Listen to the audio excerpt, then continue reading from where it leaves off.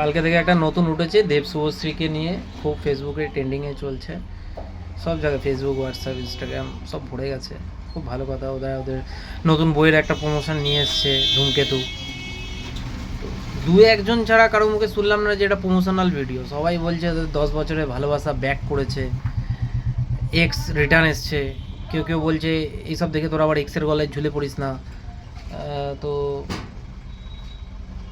সত্যি বলছি, এখানে কোনো জায়গায় দেবকে দেখে মনে হচ্ছে না যে ও কোনো এক্সাইটেড এই ব্যাপারটাকে নিয়ে, বা ও কোনো খুব খুশি ও শুভশ্রী এসছে বলে বা কিছু। ইভেন ওর ডান্স পারফরমেন্সও দেখা যাচ্ছে ও কোনো রেডি নয় ওর সঙ্গে, বা কোনো প্র্যাকটিসও করে আসেনি ওরা, যে হাত ধরতে যাচ্ছে ধরতে পারছে না, কোথায় কী মুভমেন্ট করছে ভুলে যাচ্ছে, এরকম ব্যাপার নয়।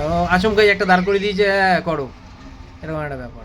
তো একটা জায়গায় ওখানে জিজ্ঞেস করা হলো যে আপনারা যে এবার কাছাকাছি আছেন, নতুন বইয়ের প্রমোশনের জন্য এসছেন, তো আপনারা কি সোশ্যাল মিডিয়া নিজেদেরকে ফলো করবেন?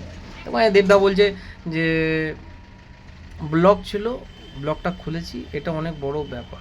এটা শোনার আগেই দিদিভাই শুভশ্রীদি বলছে যে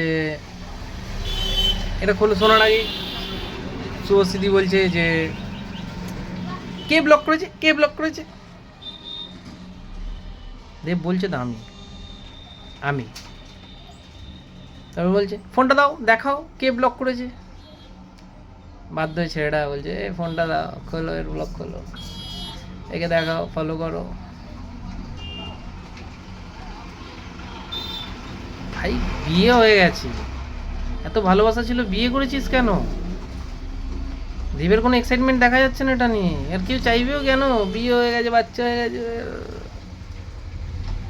যার ভালোবাসা আছে অন্যজনের কাছে যায়ও না। ও যদি অন্য কারোর সঙ্গে এখন খুশি আছে, ও কেন ফেরত যাবে? সোশ্যাল মিডিয়া, তোমাদের কোনো কাজ নেই। ঘুম থেকে উঠে দেব শুভশ্রী এক হয়ে গেছে, অমিতাভ বচ্চন রেখা এবার এক হয়ে যাবে, আরসিবি টিম জিতে গেছে, 2025 যা ইচ্ছা তাই হচ্ছে।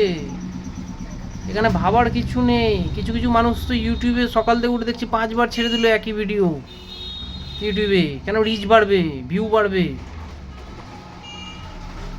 ভাই 10 বছরের সম্পর্ক তো যদি একও হয়ে যায়, তুই নিজের কেরিয়ারে ফোকাস কর না ভাই।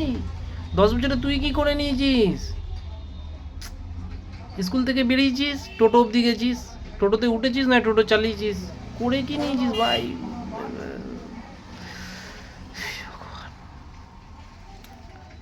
কলিযুগ, কলিযুগ, ঘোর কলিযুগ।